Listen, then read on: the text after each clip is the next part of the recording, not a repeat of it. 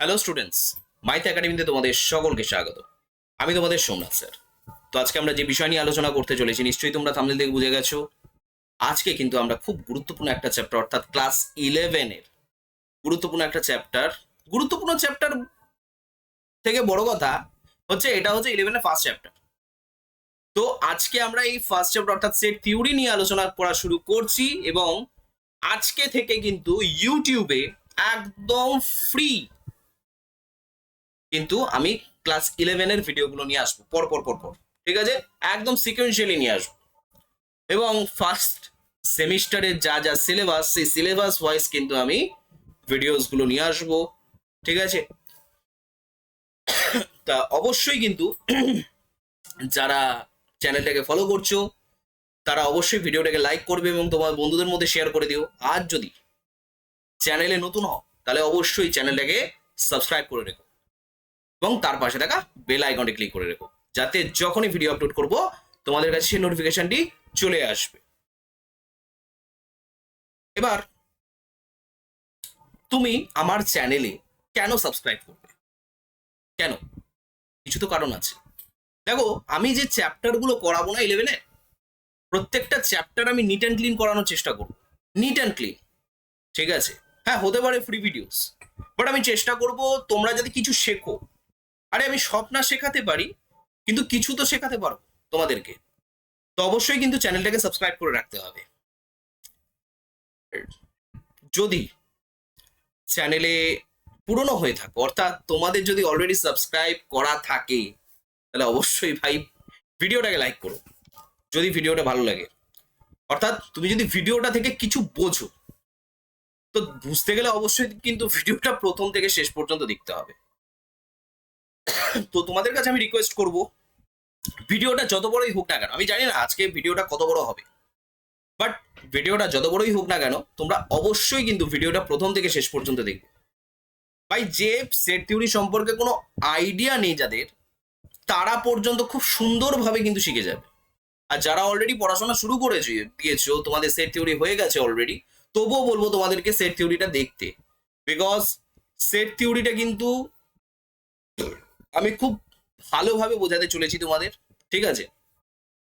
তো চেষ্টা করো ভিডিওটা প্রথম থেকে শেষ পর্যন্ত দেখার। তো যাই হোক, আমি আর কথা বাড়াচ্ছি না। তো প্রথম থেকে শেষ পর্যন্ত ভিডিওটা দেখার অনুরোধ রইল। তাহলে চলো একদম প্রথম থেকে একদম বেস থেকে শুরু করি আমরা। তো দেখো চলে এসছে। তো ফার্স্ট তোমাদের কাছে যে প্রশ্নটা এসছে বা তোমরা যে প্রশ্নটা করতে পারো, তোমাদের মনে যে প্রশ্নটা জাগতে পারে যে আমরা সেট থিওরি কেন পড়ব, তাই তো? তোমাদের জায়গায় আমি থাকলেও অবশ্যই কিন্তু একই প্রশ্ন আসতো যে সেট থিওরি আমরা কেন পড়বো, কারণটা কি, কেন পড়তে যাব? দেখো, সেট তত্ত্ব অর্থাৎ সেট থিওরি হলো আধুনিক গণিতের অর্থাৎ মডার্ন ম্যাথামেটিক্স এর কিন্তু ভিত্তি, একদম বলতে গেলে বেস। বলতে গেলে মানে সেট থিওরি ছাড়া মডার্ন ম্যাথামেটিক্স চলতে পারে না। হয়তো চলতে পারে, কিন্তু সেট থিওরির কোনো না কোনো কনসেপ্ট মডার্ন ম্যাথামেটিক্সে কাজে লেগেছে। তো প্রায় সমস্ত অধ্যায় কোনো না কোনো ভাবে সেটের উপর নির্ভরশীল। বুঝতে পেরেছো? তাহলে সেটের ওপর কিন্তু নির্ভর করতে হচ্ছে কোনো না কোনো ভাবে। তো তুমি যদি খুব ভালোভাবে লক্ষ্য করো, কিছু কিছু স্পেসিফিক চ্যাপ্টার আছে যেটা তোমাদের ক্লাস 11-এ জানা থাকবে। এরকম কিছু চ্যাপ্টার তুমি দেখবে, এই যে পরের চ্যাপ্টারটা অর্থাৎ সেট থিওরি যে পরের চ্যাপ্টারটা রয়েছে, চ্যাপ্টারটার নাম হচ্ছে সম্বন্ধ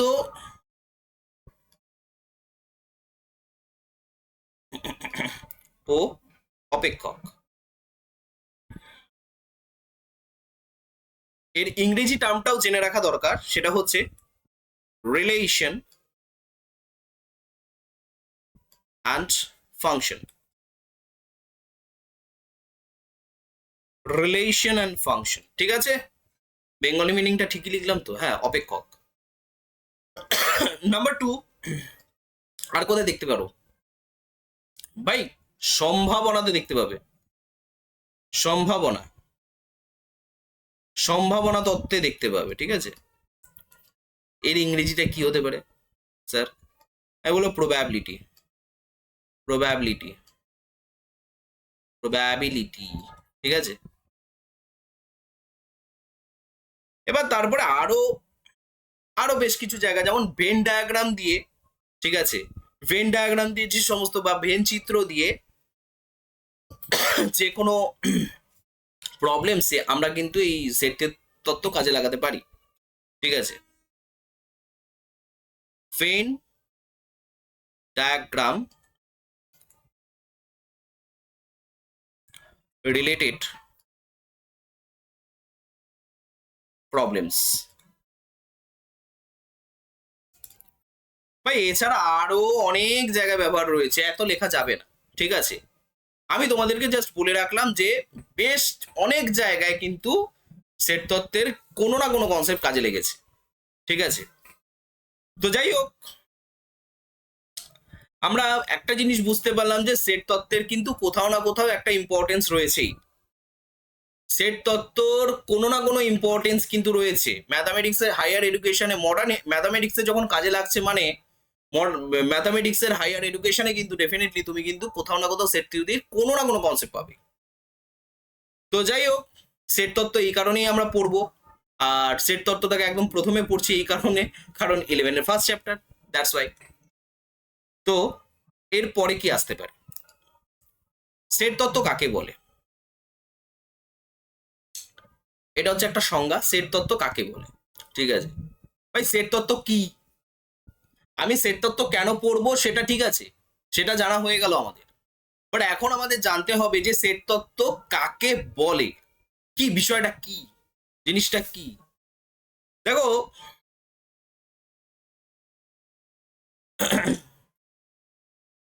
প্রথম কথা আমি 3টে পয়েন্ট লিখছি, তো তার আগে আমি একটা কথা বলি। যদি এ হলো একটি সেট, এ হলো একটি সেট, ঠিক আছে, আমি ক্যাপিটাল এ দিয়ে ডিনোট করলাম, ঠিক আছে। তো এমন হবে যে এ ইকুয়াল টু, দেখো এর সাথে সাথে তোমরা এটাও দেখে নিচ্ছ যে সেট কিভাবে লিখতে হয়, সেট কিভাবে লেখা যায়। হ্যাঁ, আমি একটা টেকনিক, একটা জাস্ট একটা ফরমেশন কাজে লাগাচ্ছি এখানে, ঠিক আছে। পরে এরপরে আমরা জানবো হচ্ছে সেটের আরো ফরমেশন আছে। তো আমি জাস্ট একটা সিম্পল উদাহরণ দিয়ে তোমাদেরকে বোঝাচ্ছি। দেখো, ধরো এটা 2 আছে, এটা 3 রয়েছে, এটা 4 রয়েছে, এটা 1 রয়েছে, ঠিক আছে। এরকম ভাবে একটা আমরা সেট পেলাম, খুব ভালো কথা। প্রথম কথা, সেটকে একটু দেখে নাও, লক্ষ্য করো, এটা দেখো সেকেন্ড ব্র্যাকেটের আন্ডারে রেখেছি এবং কমা কমা দিয়ে রেখেছি। এবার একটা কথা বলি, সেটা হচ্ছে এ কে তো আমরা সেট দিয়ে ডিনোট করছি, এটা সেট একটা। আর সেটের, এবার সেটকে আমি ডিফাইন করছি কিভাবে, দেখো এখানে যে প্রত্যেকটা নাম্বার দেখতে পাচ্ছ, এইগুলোকে আমরা এক একটা কি বলছি, এক একটা কি বলছি, এক একটা পদ বলছি, পদ, ঠিক আছে। ইংরেজিতে আমরা এলিমেন্ট বলছি, এলিমেন্ট, ঠিক আছে, এলিমেন্ট। ইংরেজিতে এগুলোকে আমরা কি বলে থাকি, এলিমেন্ট বলে থাকি, ঠিক আছে। তো এবার দেখো, প্রত্যেকটা এলিমেন্টকে কিন্তু তুমি চেনো, 2কে তুমি চেনো, 3কেও তুমি চেনো, ভাই 4কেও তুমি চেনো। প্রত্যেককে কিন্তু আলাদাভাবে আমি মিনিং রেডি করতে পারি, কি না, 2কে আমি চিনি ভাই 2 হিসাবে, 3কে আমি চিনি 3 হিসাবে, 4কে আমি চিনি 4 হিসাবে। এবার তুমি যেভাবে খুশি দেখতে পারো। তুমি যদি এখন মনে করো যে 2 আর 4 হচ্ছে এখানে যুগ্ম সংখ্যা, আর 3 হচ্ছে অযুগ্ম সংখ্যা, তুমি এই হিসেবেও দেখতে পারো, সমস্যা কিছু নেই, কোনো প্রবলেম নেই। কিন্তু তাকে তো একটা সংজ্ঞা করেছো, সংজ্ঞা দিয়েছো। তাহলে আমরা এই যে সেট তত্ত্বের যে সংজ্ঞাটা, এইভাবে লিখতে পারি, ঠিক আছে। তো প্রতিটি পদ কি হবে, সুসংজ্ঞাত, সুসংজ্ঞাত। আমি বাংলায় খুব ভালো নই, ঠিক আছে, বানান হয়তো ভুল গেলেও যেতে পারে। সুসংজ্ঞাত, ঠিক আছে। এর ইংরেজিটা কি ভাই? এর ইংরেজিটা হচ্ছে well defined. Well defined. Next next আর কি লেখা যেতে পারে? নাম্বার 2, প্রত্যেকটি পদ কিন্তু বিচ্ছিন্ন হবে। প্রতিটি পদ বিচ্ছিন্ন, মানে ডিফারেন্ট হবে, ডিফারেন্ট। ও, লাল কালারে লিখছি, ডিফারেন্ট হবে। প্রত্যেকটার মিনিং আমি বুঝিয়ে দিচ্ছি, অসুবিধা কিছু নেই, সমস্যা কিচ্ছু হবে না তোমাদের। আর কি হতে পারে ভাই? আর একটা জিনিস লক্ষ্য করো, প্রতিটি পদ, আচ্ছা পদগুলি কিন্তু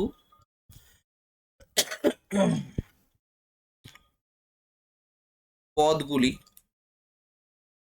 ক্রম নিরপেক্ষ।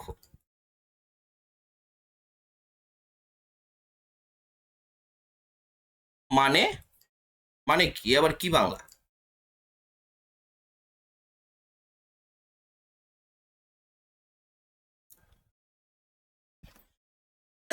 ইন্ডিপেন্ডেন্ট অফ অর্ডার, ঠিক আছে। ইন্ডিপেন্ডেন্ট অফ অর্ডার,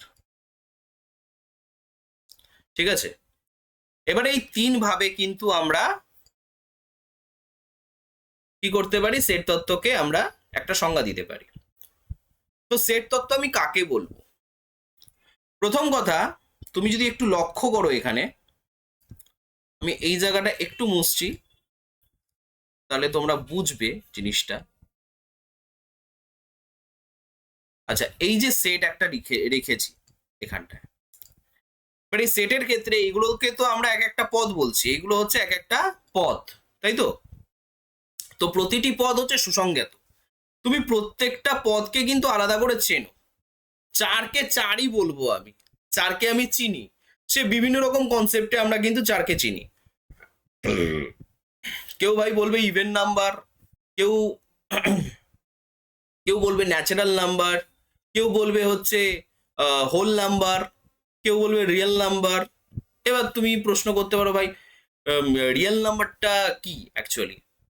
হ্যাঁ, তোমরা রিয়েল নাম্বার সম্পর্কে জানো যদিও, তবুও আমি বলবো, এভরিথিং বলবো। দাঁড়া, ওয়েট করো, আমি বলছি, এভরিথিং বলছি।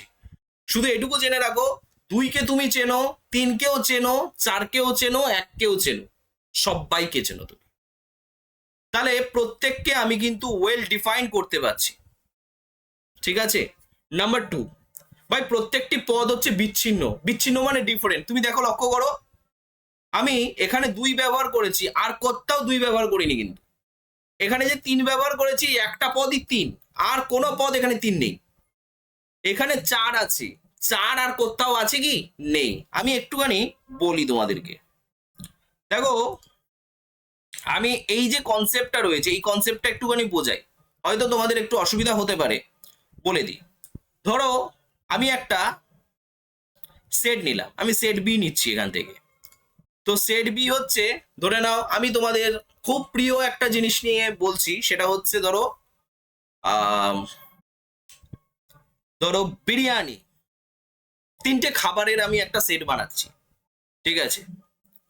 বিরিয়ানি রয়েছে, আহা হা হা, বিরিয়ানি, ঠিক আছে।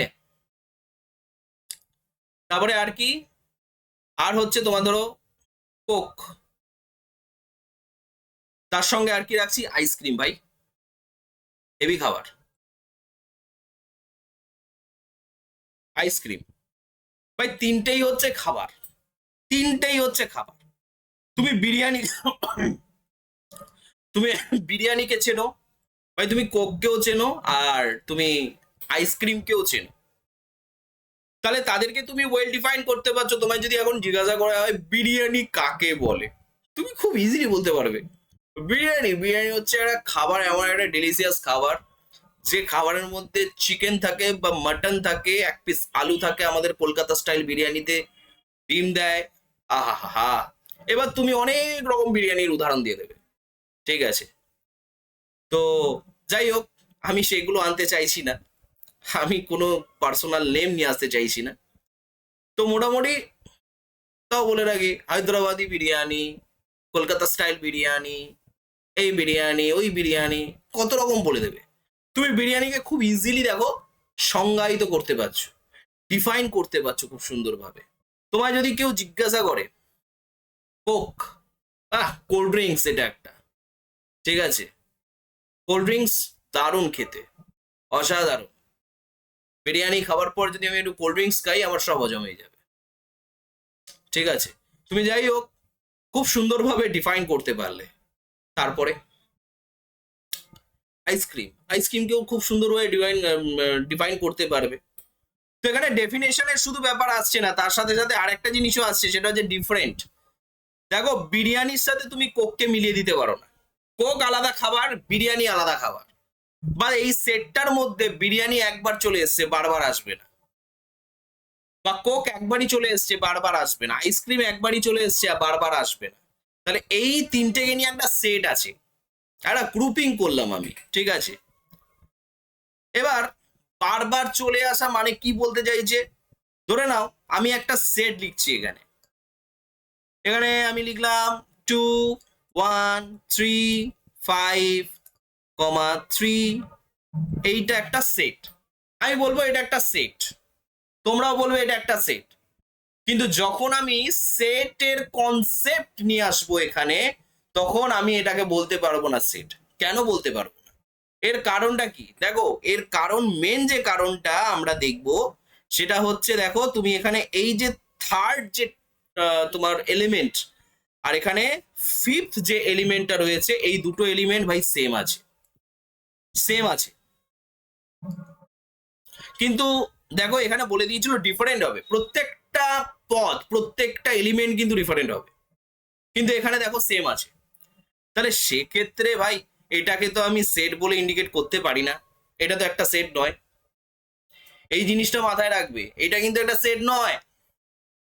এবার বলি তারপরের কেসটা কি বলছে, পদগুলি ক্রম নিরপেক্ষ, ইন্ডিপেন্ডেন্ট অফ অর্ডার।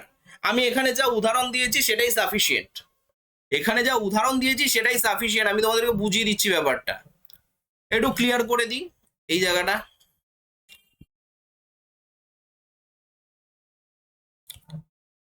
না, এটাও মুছে দিই, এটা তো সেট নয়, তো সেক্ষেত্রে এটাকে মুছে দিয়ে আমি একটা সুন্দর করে সেট লিখছি। দেখো আমি একটু বড় করে লিখছি, কোনো সমস্যা নেই।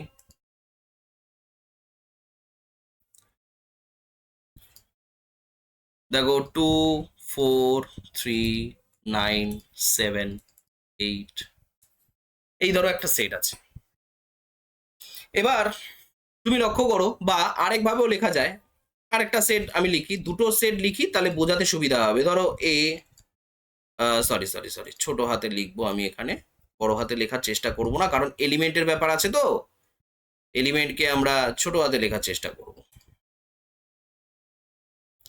ঠিক আছে? আরে দূর,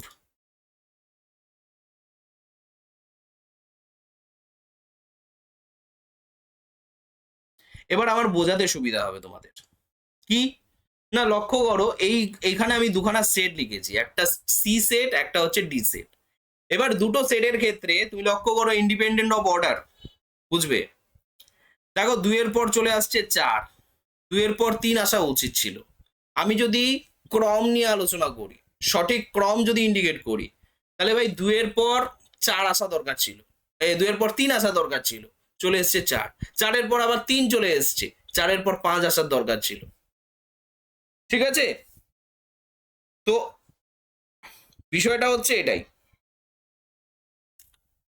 যে 2 এর পর তুমি 4 আনতেই পারো, বা 4 এর পর 3 আনতে পারো, 3 এর পর 9 আনতে পারো, 9 এর পর 7ও আনতে পারো, সেটা তোমার ব্যক্তিগত ব্যাপার, ঠিক আছে? তুমি যেভাবে খুশি লিখতে পারো, কিন্তু বিষয়টা হচ্ছে এটাই যে ইন্ডিপেন্ডেন্ট অফ অর্ডার, মানে 2-এর পর 3, 3-এর পর 4, 4-এর পর 7, 9, 7, 8, 9 লিখলেও ওটা সেট।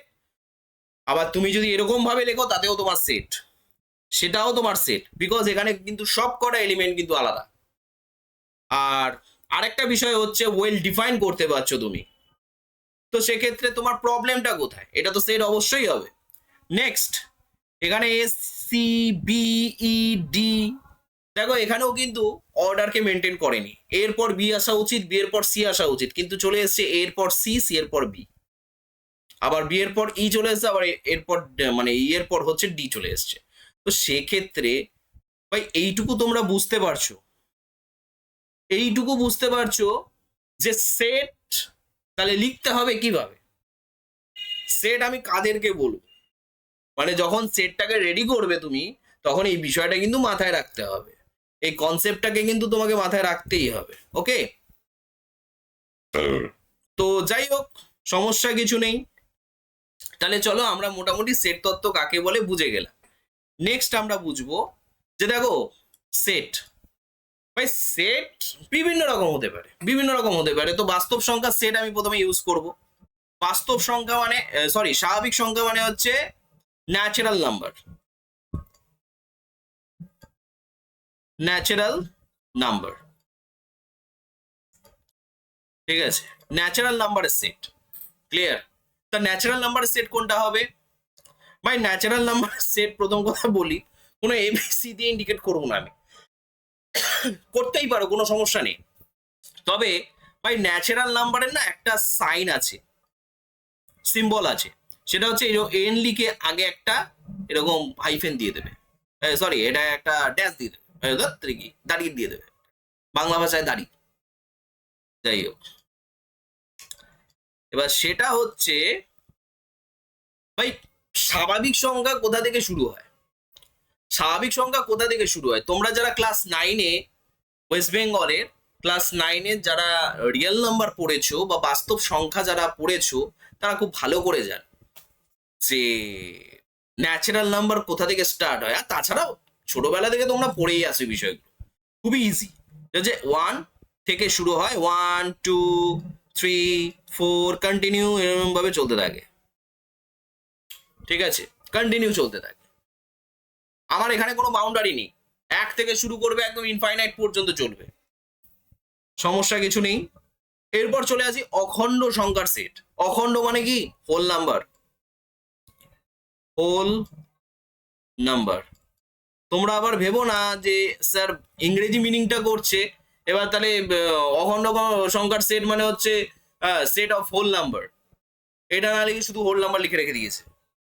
তোমরা ভেবো না সেটা, অ্যাকচুয়ালি জাস্ট তোমরা তো বুঝতে পারছো আবার কি। তাহলে হোল নাম্বারের ক্ষেত্রে ভাই ডাব্লিউ দিয়ে প্রকাশ করবে সব সময়, সর্বদা ডাব্লিউ দিয়ে প্রকাশ করবে, ঠিক আছে।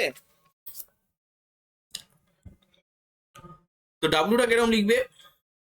এগুলো জাস্ট একটু হালকা, মানে তোমরা নর্মাল ভাবে করলেও সমস্যা নেই কিছু, ফার্স্ট একটা জাস্ট ইঙ্গিত দিয়ে রাখলাম, আর কিচ্ছু না। অখণ্ড সংখ্যার সেট কোথা থেকে শুরু হয় ভাই? শূন্য থেকে শুরু হয়, 0 1 2 3 dot dot dot dot dot dot চলতেই থাকবে, চলতেই থাকবে, ঠিক আছে। তাহলে অখণ্ড সংখ্যার সেট তোমরা কিন্তু বুঝে গেলে কোথা দিয়ে শুরু হয়, কিভাবে শুরু হয়।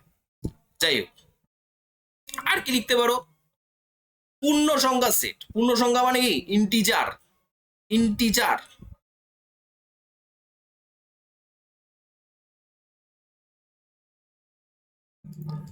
ইন্টিজার।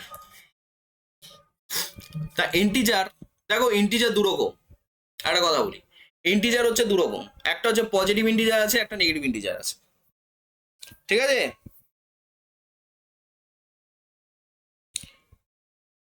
তো ফার্স্ট আমরা যেটা দেখবো সেটা হচ্ছে অ্যাকচুয়ালি ইন্টিজারকে সেট দিয়ে প্রকাশ করা হয়।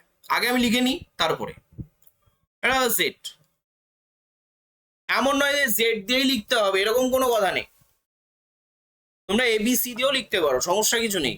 তোমাদের জাস্ট বোঝাতে হবে সেটটা, আর কিচ্ছু না। জাস্ট তার আগে একবার বলে দিতে হবে যে এ হচ্ছে পূর্ণ সংখ্যা সেট, তাহলে এ ইজ ইকুয়াল টু এরকম হবে।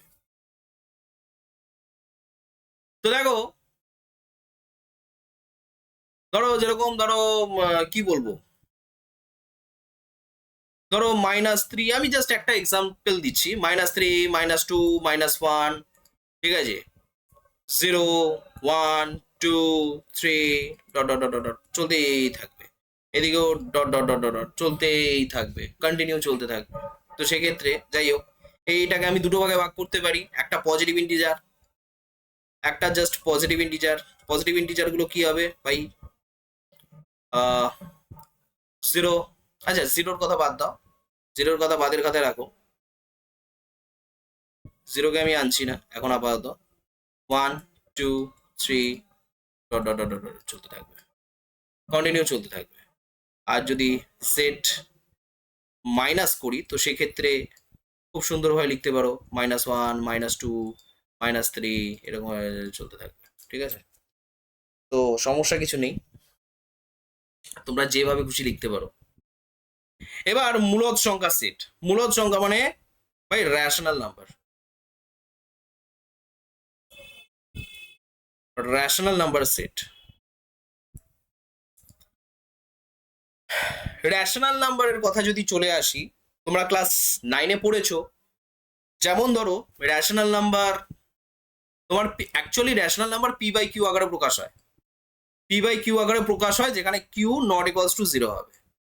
তো সেক্ষেত্রে আমরা 1, 2, 3 কেও কিন্তু রেশনাল নাম্বারের মধ্যে ফেলতে পারি, বিকজ 1/1, 2/1, 3/1, তো এই আকারে তো প্রকাশ করতে পারছি আমরা। কি p/q আকারে প্রকাশ করতে পারছি? তো করতে পারছি। তো সেক্ষেত্রে আমরা ওগুলোকেও বলতে পারি, আবার 1/2, 3/2, 5/4, এইগুলোকেও কিন্তু আমরা মূলদ সংখ্যার মধ্যে ফেলতে পারি। তো যাই হোক, মূলদ সংখ্যার কিন্তু আবার দুরকম, এখানেও পজিটিভ নেগেটিভের ব্যাপার আছে। একদম সিম্পল ভাবে বলি, মূলদ সংখ্যাকে বেসিক্যালি আমরা কি দিয়ে প্রকাশ করেছিলাম? কিউ দিয়ে প্রকাশ করেছি, কিউ দিয়ে প্রকাশ করেছি, এরকম কিউ দিয়েছে, কিউ দিয়ে এরকম ভাবে লিখেছে 1, 2, 3, আমি জাস্ট একটা এক্সাম্পল দিলাম তোমাদের, 1, 2, 3, তারপরে ধরো 1/2, 3/4, এরকম ডট ডট ডট ডট চলতেই থাকবে। যাই হোক, এরকম ভাবে আমি তোমাদেরকে জাস্ট বোঝালাম জিনিসটা। এবার কিউ এরও পজিটিভ নেগেটিভ আছে, তো বেশি বোঝাতে গেলে ভিডিও বিশাল লং হয়ে যাবে। তো মোটামুটি তোমাদের কনসেপ্ট তোমরা জানো, রেশনাল নাম্বারের কনসেপ্ট তোমরা জানো, তো সেই বুঝে তোমাদেরকে অ্যাপ্লাই করতে হবে। যাই হোক, বাস্তব সংখ্যা, বাস্তব সংখ্যা কোনগুলো? বাস্তব সংখ্যার মধ্যে সমস্ত রকম সংখ্যা পড়ে, সমস্ত রকম সংখ্যা। বাস্তব সংখ্যার মধ্যে দশমিক সংখ্যাও পড়ে, বাস্তব সংখ্যার মধ্যে ভগ্নাংশ মানে মূলত সংখ্যাও পড়ে যায়, ঠিক আছে, ভগ্নাংশ সংখ্যাও পড়ে, পূর্ণ সংখ্যাও পড়ে, অখণ্ড সংখ্যাও পড়ে, স্বাভাবিক সংখ্যাও পড়ে, সব পড়ে। আমি আর আলাদা করে এটাকে আর লিখবো না, যা খুশি লিখে নিতে পারো, যে কোনো নাম্বার লিখে নিতে পারো, সেটা নেগেটিভ, পজিটিভ, পয়েন্ট, তারপরে হচ্ছে তোমার ফ্র্যাকশন, যে কোনো নাম্বার লিখতে পারো তোমরা, ঠিক আছে, কোনো সমস্যা নেই। শুধু এইটুকু বলছি, বাস্তব সংখ্যাকে আমরা এইরকম ভাবে প্রকাশ করে থাকি, মানে আর লিখছি কিন্তু এদিকে একটা এরকম দাড়ি টাইপের জিনিস দিয়ে দিচ্ছি খুব সুন্দরভাবে, দেখো দেখতেও ভালো লাগে কিন্তু, হ্যাঁ। আর সেট সবসময় চেষ্টা করবে ক্যাপিটাল লেটারে লেখা, ঠিক আছে, তুমি যদি এবিসিও লেখো সেটাও ক্যাপিটাল লেটারে লেখার চেষ্টা করবে, স্মল লেটারে লিখতে যাবে না, কারণ অ্যাকচুয়ালি স্মল লেটারটা আমরা এলিমেন্টের জন্য ছেড়ে দিই, পদের জন্য ছেড়ে দিই, পদগুলো হচ্ছে সব স্মল লেটারে লেখার চেষ্টা করি। তো যাই হোক, এবারে আমরা জানবো হচ্ছে সেটের উপস্থাপনা, অর্থাৎ রিপ্রেজেন্টেশন অফ সেট। সেটকে দুভাবে রিপ্রেজেন্ট করা যেতে পারে, এক দেখালাম, এটা না, দুই। সেটকে আমরা দু রকম মেথডে সলভ করে থাকি, রিপ্রেজেন্ট করে থাকি, না সলভের ব্যাপারটা বাদ দাও, তুমি রিপ্রেজেন্ট করো। এটা হচ্ছে ছকবন্দীকরণ, প্রথমটা হচ্ছে ছকবন্দীকরণ। ছকবন্দীকরণ এবার শুনতে কিরকম একটা লাগছে, এটা আর ইংরেজিটা বললে তোমরা হয়তো বুঝতে পারবে অনেকে যারা জানো। এটা হচ্ছে Roaster method, Roaster, ROSTER, Roaster, Roaster method, ঠিক আছে, রস্টার মেথড। আর এই যে সেট নির্মাণ পদ্ধতি বা set builder method, set builder body builder না, সেট বিল্ডার মেথড। ঠিক আছে, এই দুটো মেথডে কিন্তু বেসিক্যালি আমরা রিপ্রেজেন্ট করে থাকি কোনো একটা সেটকে ছকবন্দীকরণের। ঠিক আছে, তাহলে একটা নাম আমরা কি জানলাম, রস্টার মেথড। এটাকে আরেকটা ভাষায় ডাইরেক্ট মেথডও বলা যেতে পারে, ডাইরেক্ট মেথড। ঠিক আছে, ডাইরেক্ট মেথড। ট্যাবুলার ফর্ম,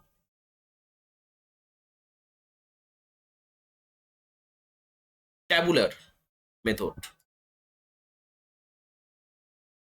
এইরকম বেশ কিছু নাম আমরা দিয়ে থাকি। ঠিক আছে,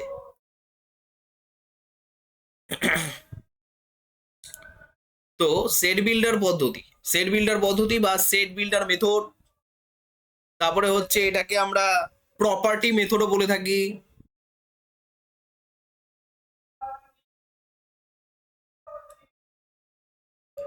প্রপার্টি মেথডও বলে থাকি। ঠিক আছে, তো এই মেথডগুলো বেসিক্যালি আমরা বলে থাকি। মানে এবার ফর্ম, ফর্ম হিসেবেও লেখা যেতে পারে, রস্টার ফর্ম, ট্যাবুলার ফর্ম। ঠিক আছে, আর set builder form, property form, এরকম বলা যেতে পারে। যাই হোক, এবার এই দুটো ভাবে আমরা রিপ্রেজেন্ট করে থাকি। তাহলে এবারে জানবো হচ্ছে ভাই ছকবন্দীকরণ বা রস্টার ট্যাবুলার মেথড, যেটা রস্টার ট্যাবুলার ফর্ম, সেটা কি? দেখো কি এখানে সেটকে কিভাবে রিপ্রেজেন্ট করা হয়। আমরা এতক্ষণ ধরে সেটগুলোকে যেভাবে দেখাচ্ছিলাম, ধরো আমি এখানে একটা সেট লিখছি, এ এ একটা সেট লিখছি, এ ই আই ও ইউ। তুমি এটুকু বুঝতে পারছো এই আই ও ইউ কি? ভাওয়েল, এগুলো কিন্তু ভাওয়েল। ঠিক আছে, এগুলো সব কিন্তু ভাওয়েলস। ওকে, মাথায় রাখবে। তো সেই ভাওয়েলস গুলোকে কিন্তু আমরা এখানে এইভাবে সেটের রেসপেক্টে রিপ্রেজেন্ট করছি, এ ই আই ও ইউ। অথবা তুমি সেটকে মানে সেটটা এরকম লিখতে পারো, ধরো আমি এখানে লিখলাম এ 1 2 3 4 5, এরকম ভাবে লিখতে পারি, আমার ইচ্ছা লিখতেই পারি আমি। ঠিক আছে, তো সেটকে আমরা এইভাবে লিখতে পারি। এগুলো কিন্তু সবকটা ন্যাচারাল নাম্বার, এখানে সবকটা ন্যাচারাল নাম্বার, এই সবকটা ন্যাচারাল নাম্বার আছে। ঠিক আছে, আমরা জাস্ট বললাম এটা ন্যাচারাল নাম্বার, আমরা জানি এগুলো ন্যাচারাল নাম্বার, কিন্তু রিপ্রেজেন্টেশনটা আমাদের করতে হবে এইভাবে, এইভাবে রিপ্রেজেন্টেশনটা করতে হবে। এবার এখন কথা হচ্ছে আমি যে 1 থেকে 5 পর্যন্ত এখানে রেখেছি, ঠিক আছে, বা ইংলিশ অ্যালফাবেটের যে 5টা ভাওয়েল আছে, সেই 5টা ভাওয়েল আমরা এইভাবে রিপ্রেজেন্ট করেছি, এই আই ইউ একদম ডাইরেক্টলি ব্যবহার করেছি। বা ট্যাবুলার বা রস্টার মেথডে আমরা এইভাবে রিপ্রেজেন্ট করেছি। অ্যাকচুয়ালি এইভাবে রিপ্রেজেন্ট করা হয় রস্টার ফর্মে। এইগুলোই হচ্ছে রস্টার ফর্ম, এইগুলোই হচ্ছে ট্যাবুলার ফর্ম। তো সেক্ষেত্রে এখানে প্রত্যেকটা এলিমেন্ট আলাদা করে দেখা হচ্ছে, দেখলাম, খুব ভালো কথা। আরো কি লেখা যেতে পারে, ধরো আরেকটা ধরো সেট লিখছি, সি সেট। আর কি লেখা যেতে পারে, ধরো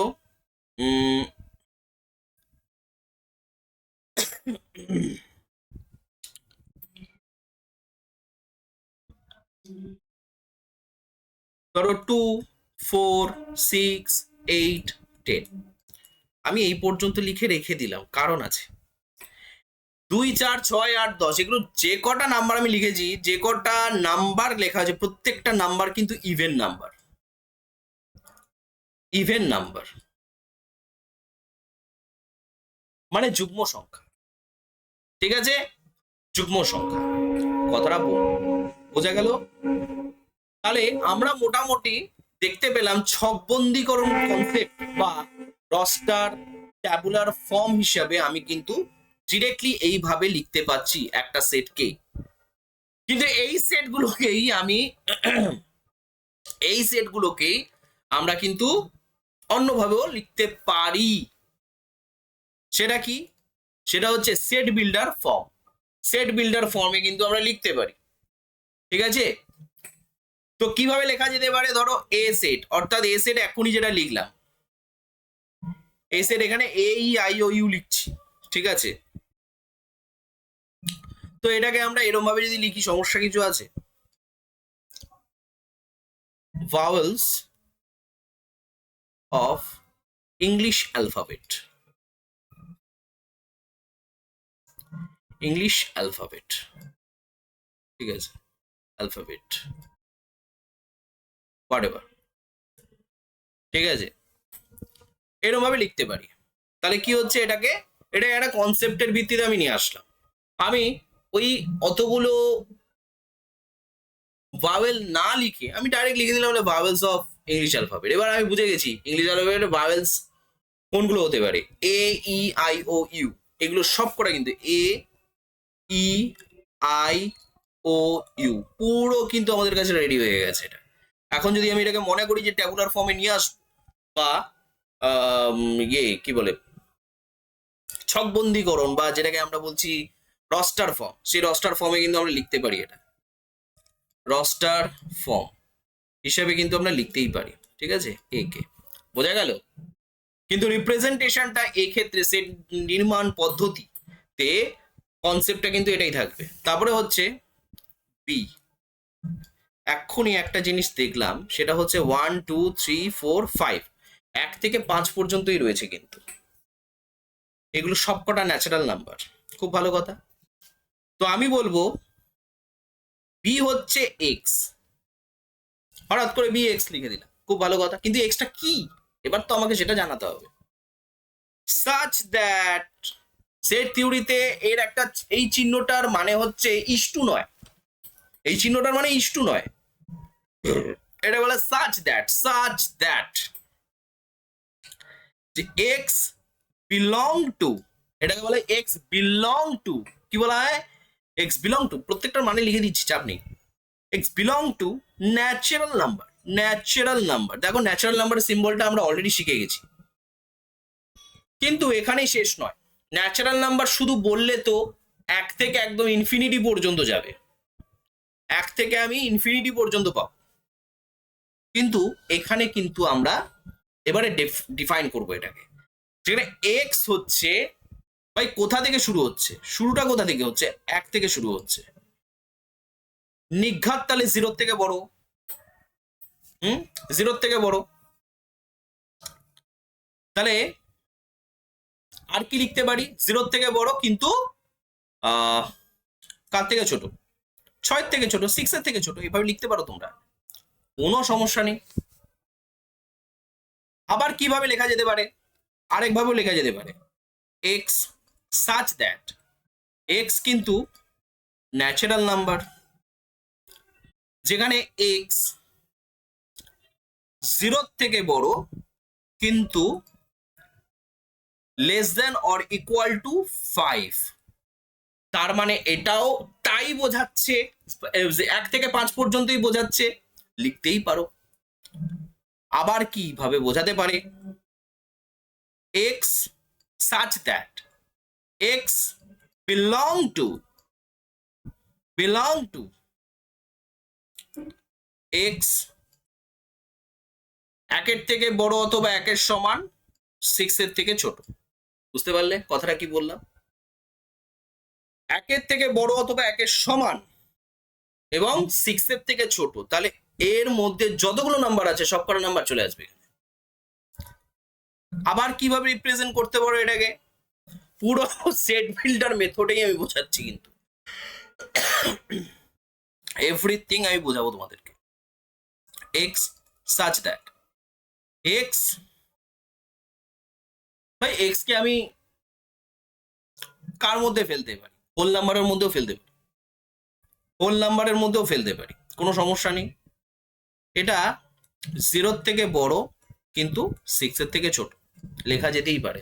আমি এখানে ন্যাচারাল নাম্বার রাখি বা হোল নাম্বার রাখি, আমি এই কনসেপ্টটা ইউজ করতে পারি, নো প্রবলেম।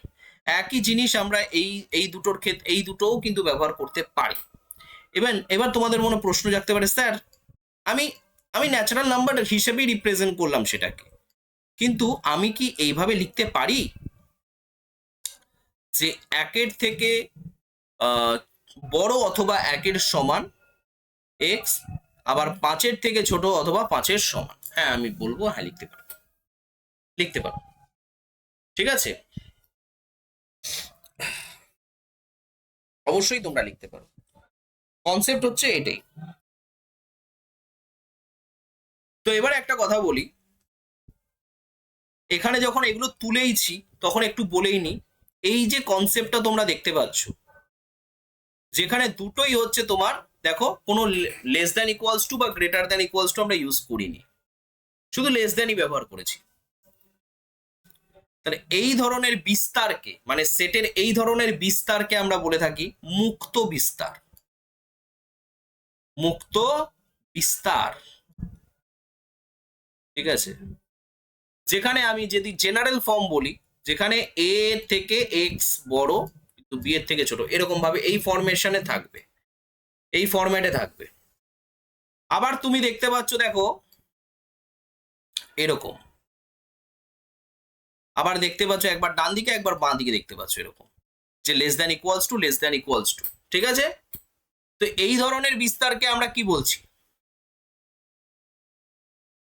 এইটা দেখতে পাচ্ছি আমরা ডান দিক বদ্ধ বিস্তার, বদ্ধ মানে ক্লোজড, বদ্ধ বিস্তার, ডান দিক বদ্ধ বিস্তার দেখতে পাচ্ছ তুমি, দেখো ডান দিক বদ্ধ বিস্তার দেখতে পাচ্ছ। লেস দ্যান ইকুয়াল টু যখনই চলে আসছে মানে বদ্ধ বিস্তারের কনসেপ্ট চলে আসছে। তাহলে ডান দিক বদ্ধ বিস্তার, আমি আবারও বলছি, আমি কিন্তু যতটা পারবো তোমাদেরকে ভালোভাবে শেখানোর চেষ্টা করব, তোমরা একটুখানি কিন্তু মন দিয়ে ভিডিওটাকে দেখো, আমি অবশ্যই তোমাদেরকে কিন্তু ভালোভাবে শেখাবো, ঠিক আছে? তো এক্ষেত্রে কি হয়, স্ট্রাকচারটা এইরকম, ঠিক আছে? এরকম আমি একটা জেনারেল স্ট্রাকচার দিচ্ছি তোমাদের। ধরো এটা বাম দিক বদ্ধ বিস্তার, ঠিক আছে?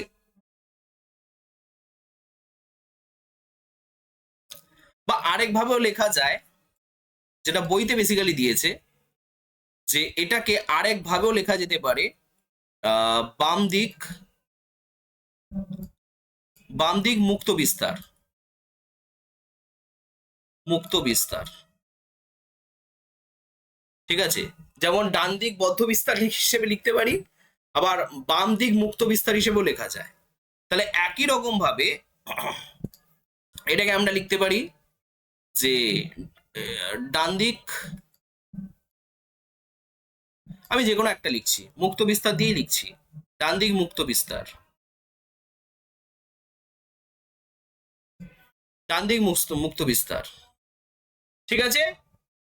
আর এইটা মানে কি, এটা পুরোটাই বদ্ধ বিস্তার বলে লিখে দেবো, বদ্ধ বিস্তার, ঠিক আছে? ব্যাস, তাহলে বদ্ধ বিস্তার মানে এই ধরনের সেটের রিপ্রেজেন্টেশনটা পুরো বদ্ধ বিস্তার রিপ্রেজেন্টেশন হচ্ছে, মুক্ত বিস্তার রিপ্রেজেন্টেশন হচ্ছে না। একদম টপে যেটা আমরা ইউজ করেছি সেটা হচ্ছে মুক্ত বিস্তার, মুক্ত বিস্তারের কনসেপ্ট ইউজ করেছে, আর এটা বদ্ধ বিস্তারের কনসেপ্ট ইউজ করেছে। আশা করি তোমরা বুঝতে পেরেছো বদ্ধ বিস্তার মুক্ত বিস্তার। অ্যাকচুয়ালি মুক্ত বিস্তারের ক্ষেত্রে কোনো ইকুয়াল সাইন থাকবে না, বদ্ধ বিস্তারের ক্ষেত্রে কিন্তু ইকুয়াল সাইন দেখতে পাবে। তো যাই হোক, আরেকটা সেট যেটা রয়েছে 2 4 6 8 10, আমি এটাকে কি করলাম, আমি একটা সেট এইভাবে রিপ্রেজেন্ট করলাম, সি হচ্ছে তোমার x, such that x belong to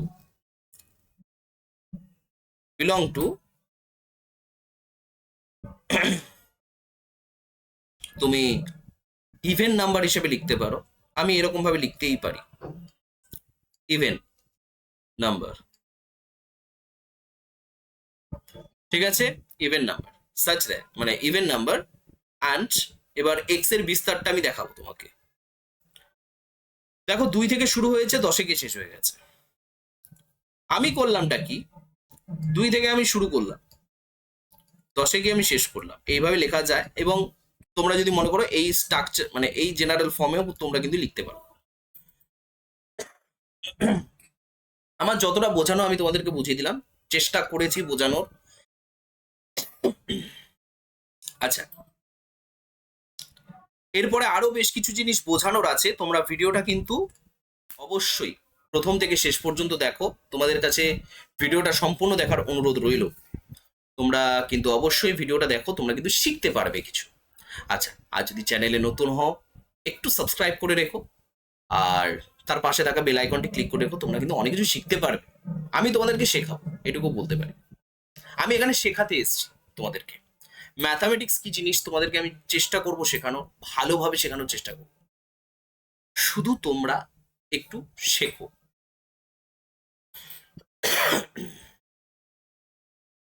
next, এবার আমরা পড়বো হচ্ছে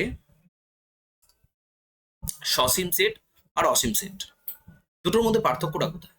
দেখো, সসীম সেট, আমি যদি কোনো একটা ধরো সেট নিলাম এ, ধরো আমি 1 2 3, আমি এই তিনটেকে নিয়ে একটা সেট বানালাম, তাহলে এটা হয়ে গেল সসীম সেট। মানে ফাইনাইট নাম্বার অফ এলিমেন্ট থাকবে তার মধ্যে। এলিমেন্ট কতগুলো আছে? 3টে এলিমেন্ট আছে, আমি গুণে বের করে দিতে পারবো যে 3খানা এলিমেন্ট আছে। বাট অসীম সেট বা ইনফাইনাইট সেট, ইনফাইনাইট সেটের ক্ষেত্রে কি হবে? ধরো আমি কোনো একটা সেট বি নিলাম, এবার সেই সেটটাতে আমি দেখো আমি এরকম লিখছি 1 2 3 dot dot dot dot dot dot dot. আমি জানি না কোথায় গিয়ে শেষ হবে, আমার জানাই নেই, আমার আইডিয়াতেই নেই কোথায় গিয়ে শেষ হবে, একদম ইনফিনিটি দিকে শেষ হচ্ছে। তাহলে এই সেটটাকে আমরা বলে থাকি অসীম সেট। ঠিক আছে, আশা করি তোমরা বুঝতে পেরেছো অসীম সেটটা কি। এবার এখন যদি তোমরা বলো যে অল মানে all alphabets, all alphabets in English, হ্যাঁ, তাহলে আমি বলবো, দেখো অল অ্যালফাবেটস যদি বলতে হয় তাহলে এ থেকে একদম জেড পর্যন্ত ইউজ করতে হবে। সেখানে তুমি গুণে বলে দিতে পারবে 26টা আছে। তার মানে সেটা একটা সসীম সেটের মধ্যে পড়ে গেল, ফাইনাইট সেটের মধ্যে পড়ে গেল। মানে তুমি বলতে চাইছো এটা যে ধরো এ থেকে স্টার্ট হচ্ছে A B C dot dot dot dot dot dot dot একদম জেডে গিয়ে শেষ হয়ে গেল। তার মানে এখানে তুমি গুনতে পারছো, এখানে টোটাল নাম্বার অফ এলিমেন্ট কটা থাকছে বলো, নাম্বার অফ এলিমেন্ট কটা আছে, বা এখানে পদ সংখ্যা কটা আছে, তুমি ডাইরেক্ট বলে দিতে পারবে এখানে 26খানা পদ সংখ্যা রয়েছে। একদম এ থেকে জেড পর্যন্ত তুমি কিন্তু পেয়ে যাচ্ছ।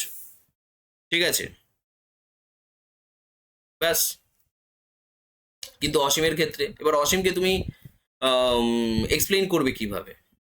দেখো অলরেডি আমি কিন্তু দেখিয়ে দিয়েছি। ধরো তোমাদের এরম ভাবে দেখাতে পারে, দেখো স্বাভাবিক সংখ্যা সেট, এখানে তুমি দেখো স্বাভাবিক সংখ্যা, জাস্ট তোমাকে বলে দিল স্বাভাবিক সংখ্যা সেট, তুমি দেখো কোথায় গিয়ে শেষ হচ্ছে তুমি নিজেও জানো না, এটা কিন্তু একটা অসীম সেট হয়ে গেল বা ইনফাইনাইট সেট হয়ে গেল। তুমি যদি ওর বিস্তারটা না বলে দাও, তুমি যদি ওর বিস্তারটা না বলে দাও, তাহলে কিন্তু জিনিসটা এরকমই এগোবে, ইনফাইনাইট সেট হিসেবে এগোবে। বিস্তার বোঝাতে হবে, ঠিক আছে, বিস্তার বোঝাতে হবে, বিস্তার না বোঝালে হবে না। এগুলো সব হচ্ছে ইনফাইনাইট সেটের মধ্যে পড়ে যাচ্ছে। আর ফাইনাইট সেট ভাই তোমাদেরকে বুঝিয়ে দিলাম, এখানে সব কটা এইগুলো সব কটা হচ্ছে ফাইনাইট সেটের মধ্যে পড়ে যাচ্ছে। এই দেখ, এগুলোর আমি বিস্তার দিয়েছি, এগুলো যেমন আমি বিস্তার দিয়েছি, তার মানে এগুলো সব কটা কিন্তু ফাইনাইট সেটের মধ্যে পড়ে যাচ্ছে। Yes or no? ফাইনাইট সেটের মধ্যে পড়ছে। তো যাই হোক, আলাদা করে বলার কিছু নেই। এলো লাইটটা কমে গেল কেন এত? এক মিনিট, না ঠিকই আছে, অসুবিধা নেই, একদম ভোরে চার্জ রয়েছে। তো এই বিষয়টা হচ্ছে এটাই, একদম অসীম সেটকে। এবার এবার তোমাদের মনে প্রশ্ন জানতে হবে, স্যার একটুখানি এটাকে সেট বিল্ডার মেথডে একটু দেখান না। ধরো 1 থেকে কত অবধি আছে আমি জানি না কত অবধি, এটাকে যদি আমি সেট বিল্ডার মেথডে দেখাই তাহলে কিরকম হবে জিনিসটা? ধরে নাও এটা এক্স হবে, সাচ দ্যাট এক্স হচ্ছে বিলং টু ন্যাচারাল নাম্বার। ঠিক আছে, ন্যাচারাল নাম্বারই ইউজ করলাম, ন্যাচারাল নাম্বার, ব্যাস। এর কোনো বিস্তার দিলাম না, এর যদি কোনো বিস্তার না দিই তাহলে এটা হয়ে গেল অসীম সেট, সিম্পল। বিস্তার আমি দেবো না, অসীম সেট হয়ে গেল। যাই হোক, ঠিক আছে, তোমরা আশা করি বুঝতে পেরেছো কনসেপ্টটা। আমি আর এদিকে দেরি করবো না, চলে যাব হচ্ছে একপদী সেটে। একপদী সেট, একপদী সেটটা কি? একপদী কতটার মধ্যেই রয়েছে কিন্তু মেন কনসেপ্ট, একটাই মাত্র পদ, একটাই মাত্র এলিমেন্ট রয়েছে। ধরো একটা সেট আমি নিলাম এ, এবার ওর মধ্যে আমি একটা এলিমেন্ট নিলাম 1 দিয়ে ক্লোজ করে দিলাম। এটা হচ্ছে একটা সিঙ্গেলটন সেট বা একপদী সেট। এবার তোমাদের মনে প্রশ্ন জাগতে হবে, স্যার পথটা কি 1 হবে? আমি বলবো ওরকম কোনো ব্যাপার না, পথটা কিন্তু এটাও হতে পারে, পথ কিন্তু এটাও হতে পারে, মাত্র পদ থাকবে, একটাই মাত্র পদ থাকবে, তাহলে সেই ধরনের সেটকে আমরা কি বলবো? একপদী সেট। কনসেপ্টটা ক্লিয়ার হলো, আশা করি তোমরা বুঝতে পেরেছো। একটাই মাত্র পদ থাকবে। শূন্য সেট বা নাল সেট মানে কি? এটাকে আচ্ছা, এমটি সেট, ফাঁকা, কিচ্ছু নেই, কোনো এলিমেন্ট নেই, তা বলেও কিন্তু ওটা সেট হয়ে যাবে। ভাই প্রথম কথা, শূন্য সেটকে আমরা একটা সিম্বল দিয়ে ইন্ডিকেট করে থাকি, সেটা হচ্ছে ফাই। এই চিহ্নটাকে মোটামুটি তোমরা চেনো, এটাকে আমরা কি বলছি? ফাই বলছি। তো জিরো সেট, জিরো সেট না সরি, নাল সেট বা এমটি সেটকে আমরা কিন্তু এইভাবে লিখতে পারি। দেখো কোনো এলিমেন্ট দিই ভেতরে, ভেতরে কোনো এলিমেন্ট নেই, ঠিক আছে, second bracket start, second bracket শেষ হলো। এটুকু ক্লিয়ার? তোমাদের কাছে ক্লিয়ার? ব্যাস, আমি আর এই নিয়ে কথা বাড়াবো না, আমি আর বলতে, ও বাই দা ওয়ে, এবার তোমাদের মনে প্রশ্ন জাগতে হবে, স্যার স্যার শূন্য সেটকে আমি কিভাবে সেট বিল্ডার মেথডে অ্যাপ্লাই করব? চলো অ্যাপ্লাই করেই দেখাই। ধরো আমাকে ধরো একটা সেট লিখতে বললো, বলছে যে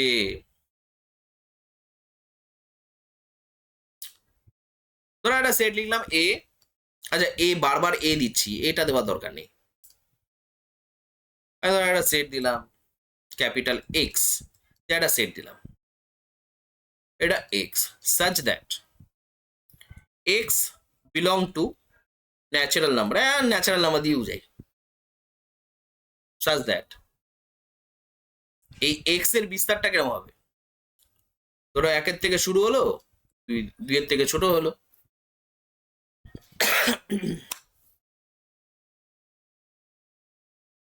নাও এবার ইসে খোঁজো, এটা কি সেট বলো?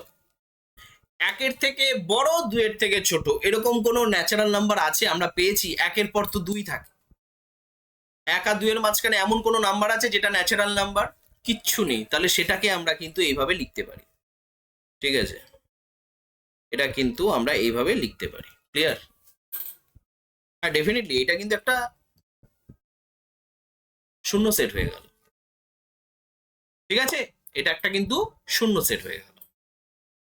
আরো কি লিখতে পারি? দেখো আরো অনেক রকম ভাবে লেখা যেতে পারে, আরো অনেক রকম ভাবে লেখা যেতে পারে।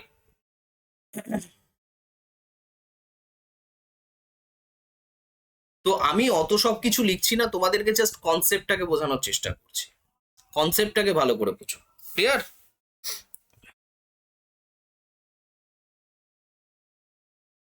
আচ্ছা আরেকটা লিখি, ধরো ফাই, এটাকেও ফাই দিয়ে ইন্ডিকেট করব। ধরো x such that x belong to whole number, whole number such that ধরো এটা 3 এর থেকে বড় অথবা 4 এর থেকে ছোট। নাও বোঝো এবারে, 3 এর থেকে বড় আর 4 এর থেকে ছোট এরকম কোনো হোল নাম্বার তোমরা পেয়েছো আজ পর্যন্ত? আমি তো পাইনি। তাহলে সেক্ষেত্রে এটা একটা শূন্য সেট হয়ে গেল, বা নাল সেট হয়ে গেল, বা এমটি সেট হয়ে গেল। এইভাবে তোমাদেরকে কিন্তু মানে তোমাকে বিস্তারটা যেরকম দিয়েছে সেই অনুযায়ী দেখতে গেলে তুমি যদি এরকম কোনো নাম্বার কিচ্ছু খুঁজে না পাও, শুধু নাম্বার দিয়ে, আমি নাম্বার দিয়ে বোঝালাম বলে তাই, তাহলে অনেক রকম ভাবে বোঝানো যায়, ঠিক আছে, অ্যালফাবেটিক সিরিজ দিয়েও তুমি বোঝাতে পারো, এবিসি দিয়েও বোঝাতে পারো, সেটা নিয়ে সমস্যা নেই। তো যাই হোক, এই বিষয়গুলো মাথায় রাখতে হবে। একদম সিম্পল ভাবে তোমাদেরকে বোঝালাম। অনেক রকম ভাবে থাকে, অনেক রকম ভাবে থাকে, তাতে সমস্যা কিছু নেই। মাথায় রাখবে যে শূন্য সেট বা নাল সেট কিন্তু আমরা এইভাবে রিপ্রেজেন্ট করতে পারি, সেট বিল্ডার মেথডেও রিপ্রেজেন্ট করতে পারি, আবার রস্টার ফর্মেও কিন্তু রিপ্রেজেন্ট করা যেতে পারে। তো এবারে হচ্ছে আরেকটা জিনিস আমাদেরকে জানতে হবে,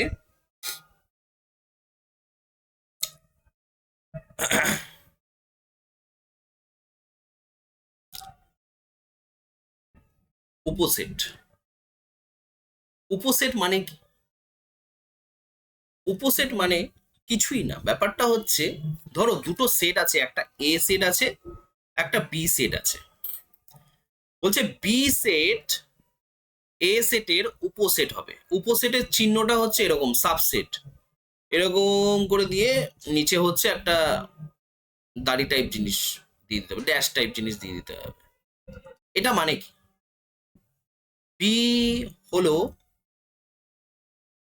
এ এর উপসেট। কেন? কারণটা কি, কেন উপসেট বলবো? কারণ বি সেটের সমস্ত পদ এর মধ্যে রয়েছে। বি সেটের সমস্ত পদ এতে উপস্থিত।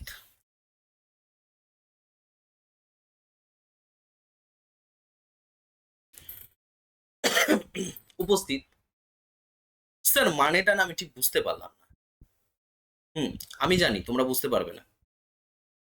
দেখো, আমি একটু আরেকটু ভালোভাবে বোঝানোর চেষ্টা করি। দেখো, ধরো এ রয়েছে, বি রয়েছে, ধরে নাও 1 2 3। এ রয়েছে ধরে নাও 1 2 3 4। তার মানে তুমি লক্ষ্য করো, এ এর যে কটা পদ রয়েছে এখানে, এর যে মানে বি এর যে কটা পদ রয়েছে 1 2 3, প্রত্যেকটা পদ দেখো এর মধ্যে উপস্থিত, এখানে রয়েছে উপস্থিত। ঠিক আছে? আবার ধরে নাও অর এরকম হতে পারে, ধরো বি এর মধ্যে ধরো এ কমা বি কমা সি রয়েছে, আবার এর মধ্যেও দেখো আমি এ কমা বি কমা সি পেয়েছি। ঠিক আছে? এ কমা বি কমা সি পেয়েছি। তাহলে দেখো দুটো ক্ষেত্রেই কিন্তু আমরা এবিসি কিন্তু এলিমেন্ট হিসেবে পাচ্ছি। ইভেন তুমি লক্ষ্য করো একটা জিনিস, বিতে যে কটা সেট আছে, বিতে যে কটা পদ রয়েছে এতেও কিন্তু সে কটা পদ রয়েছে। এখানে আমার সেটা আলোচ্য বিষয় নয়, সাবসেট মানে হচ্ছে ওইটা আলোচ্য বিষয় নয়। আমার মোটামুটি বি এর সবকটা পদ এর মধ্যে রয়েছে কিনা শুধু এটুকু জানতে হবে। হ্যাঁ, এখানে দেখতে পাচ্ছি বি এর সবকটা পদ এর মধ্যে রয়েছে, তার মানে হচ্ছে এ বি এ এর উপসেট। ঠিক আছে? বি হলো এ এর উপসেট। মানে এটাকে যদি আমরা সুন্দরভাবে বোঝানোর চেষ্টা করি, দেখো লক্ষ্য করো এইরকম হবে ব্যাপারটা। ধরো এক্স কোনো একটা পদ, সেটা বিলং টু বি হলে যেটা ইমপ্লাই করে, এটাকে ইমপ্লাই চিহ্ন বলা হয়, ইমপ্লাই করে, এইগুলো সব তোমরা ভালোভাবে আরো জানতে পারবে। দেখো, সত্যি কথা বলতে এখানে তো সমস্ত কিছু বোঝানো সম্ভব নয়, বিশাল ভাস্ট একটা ব্যাপার। সমস্ত কিছু মানে একদম ধরে ধরে ছোট ছোট ছোট ছোট করে বোঝানোর চেষ্টা আমি করছি ঠিকই, যে যে চিহ্নগুলো আসছে, যেগুলো যেগুলো দরকারি সেগুলো আমি এখানে করিয়ে দিচ্ছি, কিন্তু সবকিছু এখানে তো করানো সম্ভব নয়, তাও আমি চেষ্টা করছি যতটা তোমাদেরকে বোঝানো যায়। এটাই বলে ইমপ্লাইজ। ইমপ্লাই মানে কি? মানে বোঝাচ্ছে, এটাই বোঝাচ্ছে যে এক্স বিলং টু এ, মানে কোনো একটা এলিমেন্ট যেটা বি তে থাকবে সেটা ডেফিনেটলি কিন্তু এ তে থাকবে, এইটাই বোঝানোর চেষ্টা করছে, এটাই বোঝানোর চেষ্টা করছে। ঠিক আছে? আমি একটুখানি মানেগুলো লিখে নিই। এটা হচ্ছে বিলং টু, বিলং টু। ঠিক আছে? এটা মানে হচ্ছে ইমপ্লাই। ঠিক আছে? Implies that. এটাও মানে বিলং টু, তোমরা জানোই, এই যে বিলং টু মানে জানোই তোমরা। তো যাই হোক, এটা আলাদা করে বলার কিছু নেই। তো এবারে চলে যাই আমরা মেন জায়গায়, লাল দিয়ে 20। ঠিক আছে, তাহলে এটুকু তোমাদের ক্লিয়ার হলো বিষয়টা। কিন্তু এখনো আমি বুঝতে পারছি না একটা জিনিস, যে বিয়ের সবকটা পদ আমার এর মধ্যে রয়েছে, খুব ভালো কথা। আবার আমি দেখতে পাচ্ছি এর সবকটা পদও বিয়ের মধ্যে রয়েছে, এরকম কেসও তো আমরা দেখতে পাচ্ছি। দেখো এখানে লক্ষ্য করো এই জায়গাটা, এর এখানে যে কটা পদ রয়েছে সবকটা পদ কিন্তু বিয়ের মধ্যেও রয়েছে। তাহলে সেক্ষেত্রে আমরা কি বলতে পারি এখানে, মানে পার্টিকুলারলি এই কেসটাতে বলতে পারি যে এও কিন্তু বিয়ের উপসেট। ঠিক আছে, আবার বিও কিন্তু এর উপসেট, দুটো কেসই বলতে পারি। কিন্তু এইখানে কিন্তু আবার সেটা বলতে পারি না, এখানে শুধু বলতে পারি বি হচ্ছে এর উপসেট, বি হচ্ছে এর উপসেট, আমরা শুধু এটুকুই বলতে পারি। এবার আমি আরেকটা চিহ্ন অ্যাপ্লাই করতে চলেছি, সেইটা আমি এইখানে অ্যাপ্লাই করব না, আমি যথার্থ উপসেট আর একটা, সেটা হচ্ছে তোমার ইকুয়াল সেট, ইকুয়াল সেট আছে একটা, ইকুয়াল সেটটা আমি দিইনি, যাই হোক যথার্থ উপসেটটা আমি একটুখানি বলি। লক্ষ্য করবে এই উপসেটেরই একটা ভাগ, কিন্তু এই উপসেটেরই একটা কনসেপ্ট। উপসেট মানে আমি এটুকু জানি যে ধরো বি আর এ হচ্ছে দুটো সেট, বি এর বি এ এর উপসেট হবে তখনই যখন বি এর সবকটা পদ এর মধ্যে থাকবে। কিন্তু এখনো কিন্তু আমাদের কাছে একটা একটা মানে কাপড় কিন্তু আমাদের সামনে রয়েছে, আমাদের চোখের সামনে রয়েছে, যে কারণে আমি ওপাশের জিনিস বুঝতে পারছি না। এখনো পর্যন্ত কিছু কিছু জিনিস আমাদের কিন্তু অজানা। সেটা হচ্ছে, দেখো আমি বিতে এখানে কম এলিমেন্ট রয়েছে আর এতে বেশি এলিমেন্ট রয়েছে, তাতে বলছি আমি বি এর উপসেট। আবার বিতে যে কটা পদ রয়েছে এতেও একদম সেম পরিমাণ পদ রয়েছে, তারপরেও বলছি বি এর উপসেট, আবার এও বি এর উপসেট। অদ্ভুত ব্যাপার। তাহলে আমাকে তো এগুলো ডিফারেন্সিয়েট করতে হবে, এগুলো তো জানতে হবে ভালো করে। দেখো যথার্থ উপসেট হচ্ছে সেই কনসেপ্টটা তোমাকে দেবে, বলছে বি হলো এ এর যথার্থ উপসেট। যথার্থ উপসেট যখন বা যদি বি এর সমস্ত পদ এতে উপস্থিত, এতে উপস্থিত। আর একটা জিনিস কি হবে না, এ এর অন্তত অন্তত একটি পদ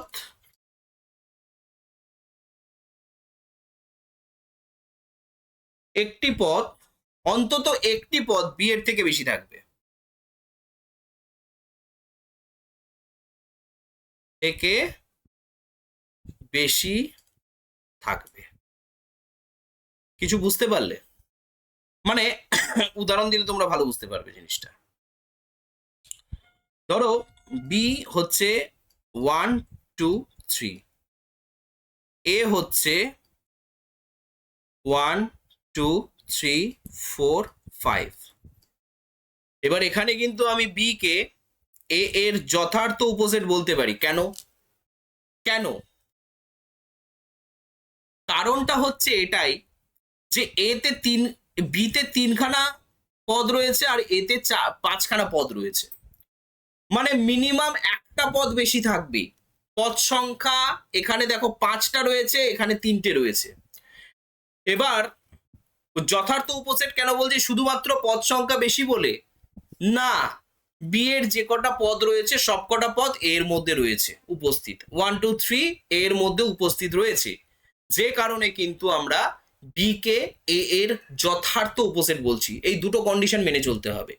এক হচ্ছে বি এর সবকটা পদ এর মধ্যে রয়েছে, যাতে আমি বলছি সাবসেট ওটা। ঠিক আছে, তাহলে তাহলে আরেকটা জিনিস যেটা, সেটা হচ্ছে এ এর পদ সংখ্যা কিন্তু বি এর থেকে অন্তত এক হলেও বেশি হবে, একটা হলেও বেশি হবে। তাহলে মানে যাতে আমি এইটা বলতে পারি যে B subset of A but A not subset of B, এইটা যাতে আমি বলতে পারি।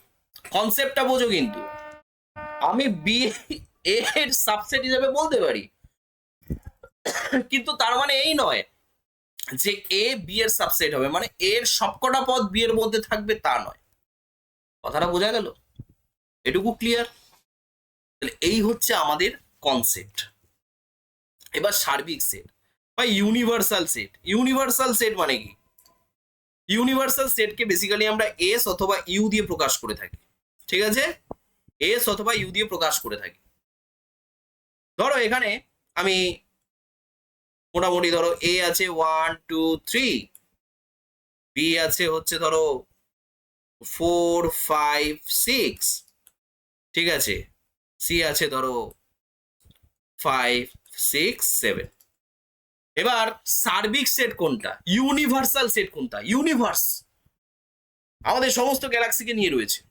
ইউনিভার্স, ইউনিভার্স সবাইকে নিয়ে থাকবে, সবাইকে নিয়ে থাকবে।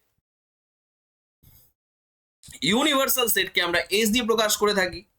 তো সেখানে 1 2 3ও থাকবে, 4 5 6ও থাকবে, 7ও থাকবে। দেখো এখানে এর সবকটা এলিমেন্টও রয়েছে এসে, বি এরও সবকটা এলিমেন্ট রয়েছে, সি এরও সবকটা এলিমেন্ট রয়েছে। তাহলে আমি কি বলতে পারি না যে A is the proper subset of S? শুধু তাই নয়, B proper subset of S, শুধু তাই নয়, C proper subset of S. এটা বলতেই পারি আমি, বলা যায় তো? একটু আগে তো পড়ালাম, একটু আগেই আমি পড়িয়েছি। তাহলে প্রপার সাবসেট সম্পর্কে আমাদের কিন্তু মোটামুটি ধারণা হয়ে গেল। তাহলে এবার সূচক সেট, ওফ এটা কিন্তু খুব ইন্টারেস্টিং একটা ফ্যাক্ট। দেখো আজকে এটাই হচ্ছে লাস্ট টপিক। তো এর পরের দিন আমরা ভেন ডায়াগ্রাম নিয়ে আলোচনা করব। ভেন ডায়াগ্রাম, তারপরে হচ্ছে অ্যালজেব্রিক কনসেপ্ট সেট থিওরিতে। তো সমস্ত কিছু আমরা আলোচনা করব। তো অবশ্যই কিন্তু এই ভিডিওটা তোমাদের লাইক করতে হবে এবং তোমার বন্ধুদের মধ্যে শেয়ার করতে হবে। আর তোমরা কিরকম শিখতে পারলে সেটা কিন্তু অবশ্যই কমেন্ট বক্সে জানাতে হবে। আর আমি অতি শীঘ্রই একটা হোয়াটসঅ্যাপ গ্রুপ খুলছি, ঠিক আছে, তোমাদের ক্লাস 11-এর জন্য। তো সেই গ্রুপের লিঙ্কটাও আমি তোমাদেরকে দিয়ে দেবো। যাই হোক, আমার একটা অলরেডি লিঙ্ক বানানো আছে ক্লাস 11-এর জন্য। সেই লিঙ্কটা আমি ডেফিনেটলি কমেন্ট বক্সে দিয়ে দিচ্ছি, সেখানে জয়েন হয়ে যেতে পারো। তোমরা ক্লাস 11-এর সমস্ত ইনফরমেশন, মানে এই যে ইউটিউবে যে ভিডিওগুলো ছাড়বো তার সমস্ত ভিডিওস কিন্তু তোমরা সেখানে পেয়ে যাবে। যাই হোক, চ্যানেলটাকে সাবস্ক্রাইব করে রাখো এবং তার পাশে থাকা বেল আইকনটি ক্লিক করে রাখো, যাতে যখনই ভিডিও আপলোড করবো তোমাদের কাছে সেই নোটিফিকেশনটি চলে আসবে। সূচক সেট, সূচক সেটকে আমরা পাওয়ার সেটও বলে থাকি। সূচক সেটকে আমরা পাওয়ার সেট বলে থাকি। তো পাওয়ার সেটটা কি? ভাই কোনো একটা সেট আছে এ, কে আমি 1 2 3 4 এইভাবে লিখছি। আচ্ছা, আমি তোমাদেরকে একদম সহজভাবে বোঝাই, এই পর্যন্ত নিয়ে করাই ব্যাপারটাকে। এটা হচ্ছে একটা সেট। তো এই যে পাওয়ার সেটটা হবে, পাওয়ার সেটকে পি অফ এ দিয়ে ইন্ডিকেট করা হয়। সেটা মানে আরেকটা জিনিস, মানে আমরা বলতে পারি, দেখো এখানে এই পাওয়ার সেটের যে পদগুলো হবে না, সেগুলো নিজেরাই হচ্ছে এক একটা সেট, নিজেরাই হচ্ছে এক একটা সেট। প্রথমে আমি শূন্য সেটকে ধরতেই পারি, ফাই, এটা দিয়ে শুরু করতে হয়, শূন্য সেট। এবারে আমরা 1 লিখতে পারি, লিখতেই পারি। 2 নিয়ে একটা সিঙ্গেলটন সেট বানাতে পারি, লিখতেই পারি। 3 নিয়ে একটা সিঙ্গেলটন সেট বানাতে পারি, লিখতেই পারি। আবার আমি যদি মনে করি 1 2 নিয়ে একটা সেট বানাতে পারি, আবার 2 3 কে নিয়ে একটা সেট বানাতে পারি। ভাই 1,3 কে নিয়েও একটা সেট বানাতে পারি, আবার 1,2,3 কে নিয়েও একটা সেট বানাতে পারি। তাহলে এখানে যে পদগুলো হলো, এই পদগুলো কিন্তু এক একটা সেট ভাই, এই পদগুলো কিন্তু নিজেই এক একটা সেট, ঠিক আছে? এই সেটগুলো হচ্ছে এক একটা পদ হিসেবে কাজ করছে। কনসেপ্টটা ক্লিয়ার? এই পদ মানে পদ হিসেবে কিন্তু এই সেটগুলোই রয়েছে। তাহলে এখানে আমরা কতগুলো পদ পেলাম? 1 2 3 4 5 6 7 8টা পদ পেলাম, ঠিক আছে? তাহলে এ, এবার একটা কথা বলি, একটা কনসেপ্ট বুঝিয়ে দিই, যে এতে কতগুলো পদ আছে, এখানে পদ সংখ্যা কত, এখানে একটা বিশাল ব্যাপার রয়েছে বোঝার। পদ সংখ্যা এখানে কত? 3 রয়েছে। তাহলে পি অফ এ এর পদ সংখ্যা তুমি খুব ইজিলি ক্যালকুলেট করতে পারো। এর পদ সংখ্যা, কতগুলো পদ রয়েছে, কতগুলো পদ থাকবে একটা পাওয়ার সেটে, কতগুলো পদ থাকতে পারে? এখানে আমরা গুনে গুনে দেখলাম 8টা পদ আছে। আমি এটাকে যদি এইভাবে লিখি 2⁻³ ভাই, 2⁻³ মানে কি? 2 কি হচ্ছে, 2 × 2 × 2 মানে 8। দেখো 8খানা পদ আমরা পেয়ে গেলাম এখানে। এবার এবার দেখো, আমি যদি এখন বলি যে ভাই এ সেটে পদ, আর একটা অন্য একটা আমি সেট নিচ্ছি, বি সেট, বি সেট,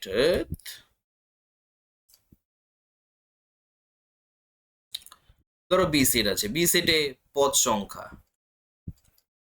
কতগুলো পদ রয়েছে, আমি ধরে নিলাম আমি 6খানা পদ নিয়ে কাজ করব। 1 2 3 4 5 6, 6টা পদ নিয়ে আমি কাজ করছি। A B C D E F, 6টা পদ নিয়ে আমরা কাজ করছি, হতেই পারে। তাহলে এর যে পাওয়ার সেট হবে P of B, power set বা সূচক সেটের পদ সংখ্যা কত হবে? এর পদ সংখ্যা সেটা হচ্ছে ভাই 2 লেখো, 2 লিখে টু দি পাওয়ার 6 মেরে দাও, ব্যাস। এই 2 টু দি পাওয়ার 6 মানে কি? 64। তাহলে 64খানা পদ থাকবে এখানে। কতগুলো পদ থাকবে? 64খানা পদ থাকবে। তাহলে আমরা একটা জেনারেল ফর্ম বানাতে পারি, সেটা হচ্ছে, সুতরাং ধরো কোনো সেটের, কোনো সেটের পদ সংখ্যা n হলে তার পাওয়ার সেট বা সূচক সেটের, সূচক সেটের অর্থাৎ পাওয়ার সেট এর পদ সংখ্যা কত হবে? সেটা হচ্ছে 2⁻n। কথা বোঝাতে পারলাম? ব্যাস। এবার এমসিকিউতে কিন্তু এইটা করতে দেয় যে পাওয়ার সেটের পদ সংখ্যা, element, number of element in power set of A কত হবে? এই ফর্মটা তোমাদেরকে জানতে হবে, 2⁻n। এটা কিন্তু এমসিকিউ হিসেবে আসে। তোমরা শিখেছো তাই খুব সহজ মনে হচ্ছে, কিন্তু ভাই শুধু মানে শিখেছো বলে তোমাদের কাছে সহজ মনে হচ্ছে, কিন্তু সবার কাছে এটা সহজ মনে হবে না যদি কোনোভাবে এটা স্কিপ করে যায়। তো যাই হোক, আমাদের সেট তত্ত্বের প্রথম লেকচার আমরা এখানেই শেষ করলাম। সেকেন্ড লেকচারে আমরা যত ভেন ডায়াগ্রাম আছে সমস্ত ভেন ডায়াগ্রাম নিয়ে কিন্তু আলোচনা করব। তোমরা কিন্তু অবশ্যই চ্যানেলটাকে সাবস্ক্রাইব করে রাখো এবং তার পাশে থাকা বেল আইকনে ক্লিক করে রাখো, যাতে যখনই ভিডিও আপলোড করব তোমাদের কাছে সেই নোটিফিকেশনটি পৌঁছে যাবে। আর আজকের ভিডিও দেখে তোমরা কতটা বুঝলে, কতটা শিখতে পারলে অবশ্যই কিন্তু কমেন্ট বক্সে জানিও। যদিও এটা রেকর্ডেড ভিডিও, কিন্তু তোমরা অবশ্যই কমেন্ট বক্সে জানাবে। আমি তোমাদেরকে শেখানোর জন্যই অবশ্যই এখানে এসেছি। তো আমি চেষ্টা করব তোমাদেরকে শেখানো। আর কোথাও যদি কোথাও বুঝতে অসুবিধা হয় তাহলে অবশ্যই আমাকে কিন্তু জিজ্ঞাসা করবে, ঠিক আছে? আর আমি চেষ্টা করছি ইয়েতে কমেন্ট বক্সের ফার্স্ট কমেন্টে আমি লিঙ্কটা দেওয়ার চেষ্টা করছি হোয়াটসঅ্যাপ গ্রুপের। তো তোমরা অবশ্যই জয়েন করে যাও সেখানে। আমি সেখানে ভিডিও আপলোড করব, মানে ভিডিওর লিঙ্ক আপলোড করে দেবো, নোটিফিকেশন দিয়ে দেবো, এভরিথিং তোমরা পেয়ে যাবে। লাইভ ভিডিওস যখন হবে লাইভ ভিডিওসের লিঙ্ক তোমরা পেয়ে যাবে, ঠিক আছে?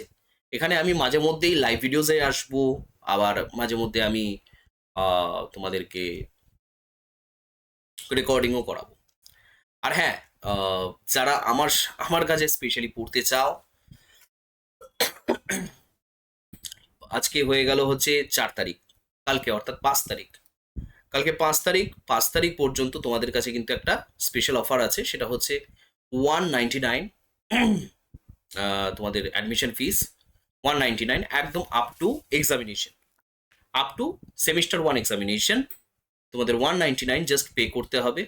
আর অবশ্যই আমার চ্যানেলে, মানে আমার পেইড ব্যাচে তোমাদের জয়েন করিয়ে দেবো। আর 5 তারিখ কভার হয়ে গেলে, অর্থাৎ 5 তারিখ পরে, অর্থাৎ 6 তারিখে তোমরা যদি কেউ অ্যাডমিশন নাও, তখন কিন্তু সেটা বেড়ে যাবে, ফিসটা বেড়ে যাবে। আর তোমরা যারা এখনো পর্যন্ত ওই ভিডিওটা দেখোনি, তারা ভিডিওটা দেখে নাও, যেখানে আমি ফি স্ট্রাকচার প্লাস কবে থেকে ক্লাস স্টার্ট হবে এভরিথিং বলে দিয়েছি। বা তোমরা কি কি মানে মানে পরিষেবা পাবে, কতটা, মানে তোমাদেরকে কতটা হেল্প করা হবে, এভরিথিং কিন্তু ওখানে দেওয়া আছে। তো তোমরা অবশ্যই কিন্তু দেখে নিও ভিডিওটা, দেখবে বিগ সারপ্রাইজ বলে যে ভিডিওটা দেওয়া আছে। আর ব্যাচের নাম হচ্ছে তোমার গান্ডিপ 1.0। ওখানে সমস্ত বিবরণ দেওয়া আছে, কিভাবে তোমরা জয়েন করবে, সব কিছু, কবে থেকে ক্লাস স্টার্ট হবে, এভরিথিং দেওয়া আছে। শুধু এটুকু বলে দিচ্ছি, মার্চের 10 তারিখ থেকে কিন্তু তোমাদের ক্লাস স্টার্ট হচ্ছে পেড ব্যাচের। অবশ্যই কিন্তু তোমরা চেষ্টা করো ভর্তি হওয়ার। আশা করি তোমাদেরকে আমি শেখাতে পারবো। যাই হোক, আর ইউটিউবে তো যেরকম ভিডিও চলছে সেরকম চলতেই থাকবে, সমস্যা কিছু নেই। আজকে সেট থিওরি দিয়ে আমাদের ভিডিও স্টার্ট হলো, ক্লাস 11-এর জার্নি ইউটিউবে আজকে থেকে শুরু হলো। অবশ্যই তোমরা সাপোর্ট করলে আরও এগোবে, আরও এগোবে। আমি সিলেবাসটাকে সুন্দর করে বানাবো এবং তোমাদেরকে সুন্দর করে সেটা শেখানোর চেষ্টা করব, যাতে তোমরা পরীক্ষায় গিয়ে খুব ভালোভাবে রেডি হয়ে আসতে, মানে পরীক্ষা হলে খুব ভালোভাবে রেডি হয়ে যেতে পারো। তা চলো, অনেক কথা বললাম, তো আজকের ভিডিওটা এই পর্যন্তই থাক। নেক্সট ভিডিওতে আমরা সেট থিওরির পরের কনসেপ্টটা নিয়ে আলোচনা করব। তোমরা অবশ্যই কিন্তু ভিডিওটা দেখো মন দিয়ে। তারপরে কোয়েশ্চেন আনসার সলভ করাবো, এমসিকিউ। তো তোমাদের যেহেতু ফার্স্ট সেমিস্টার এমসিকিউ রয়েছে, তাই এমসিকিউ টাইপ কোয়েশ্চেন্সগুলো আমরা বিভিন্ন টাইপের এমসিকিউ কোয়েশ্চেন্স কিন্তু সলভ করব, ইউটিউবেও করব, কোনো অসুবিধা নেই। আর যাই হোক, ঠিক আছে, এই পর্যন্ত থাক, ভিডিওটা শেষ করলাম আজকে ভিডিওটা। নেক্সট ভিডিওতে আবার তোমাদের সাথে দেখা হবে। তা চলো, টাটা।